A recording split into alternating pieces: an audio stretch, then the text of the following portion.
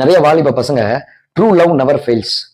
பா, எல்லாருமே இப்ப லவ் பண்றாங்க, அதனால நானும் லவ் பண்றேன், உண்மையான காதலை தேடி ஓடிட்டே இருக்கிறாங்க. ஆனா இது எங்கிருந்து ஸ்டார்ட் ஆகுது அப்படின்னா, அவங்க ஸ்கூல் படிக்கும் போது இருந்தே ஒரு எம்டினஸ் உருவாகுது. அந்த எம்டினஸ்ல இருந்து ஸ்டார்ட் ஆகுது. என்ன ஸ்டார்ட் ஆகுது? என்னை யாருன்னா கேர் பண்ணிக்க மாட்டாங்களா? என்னை யாருன்னா பத்திரமா பாத்துக்க மாட்டாங்களா? என்னுடைய இமோஷன்ஸ் எல்லாம் யாருன்னா ஷேர் பண்ணிக்கிட்டா நல்லா இருக்குமே அப்படின்னு சொல்லி ஸ்கூல் படிக்கும் போது இருந்தே அப்படிப்பட்ட யோசனைகள் வர்றதை நம்ம பார்க்கிறோம். ஏன்னா எல்லாருமே இப்போ ஸ்கிரீன் அடிக்டடா மாறிக்கிட்டே இருக்கிறாங்க. யூடியூப் எடுத்தா யூடியூப்ல ஷார்ட்ஸ் பாக்குறது, இன்ஸ்டாகிராம் எடுத்தா ரீல்ஸ் பாக்குறது, ஸ்டோரிஸ் பாக்குறது, வாட்ஸ்அப்ல ஸ்டேட்டஸ் பாக்குறது.